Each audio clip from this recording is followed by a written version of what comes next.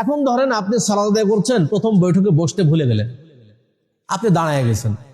সোজা হয়ে যখন দাঁড়িয়ে যাবেন তখন আর বসা যাবে না, কিন্তু দাঁড়ানোর সময় যদি মনে পড়ে আপনি বসে যান। এখন যে দাঁড়ায় গেলেন, আপনার মাঝখানের বৈঠক ছুটে গেল, এখন কি করবেন? এখন কি আপনি যখন জোহরের সালাতে আপনি মাঝখানের বৈঠকে বসতে ভুলে গেছেন, এখন কি 3 রাকাত পর আবার বসবেন? জি না, 3 রাকাত পর আর বসতে হবে না, আপনি একেবারে শেষ বৈঠক করেন।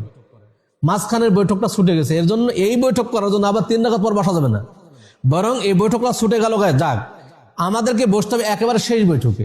শেষ বৈঠকে বসে আমরা কি করব? সালাম ফেরানোর আগে 2টা সহসিজদা দিয়ে সালাম ফিরিয়ে দেবো। কেন? কারণ আমার ওয়াজিব ছুটে গেছে। মাঝখানের বৈঠকটা কি ওয়াজিব, মাঝখানের মানে প্রথম বৈঠকে বসা ওয়াজিব, প্রথম বৈঠকে আত্তাহিয়াতু পড়া ওয়াজিব, আমার 2টা ওয়াজিব ছুটে গেছে।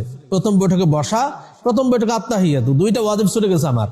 অতএব এই ওয়াজিব ছোটার জন্য এবার কি করবো? একেবারে শেষ বৈঠকে বসবো এবং শেষ বৈঠকে সালাম ফেরানোর আগে 2টা সিজদা দিয়ে সালাম ফিরিয়ে দেবো, সিজদা দিয়ে সালাম ফিরিয়ে দেবো। তাহলে আমাদের সালাত সহি হয়ে যাবে ইনশাআল্লাহ, আর কোনো সমস্যা নাই।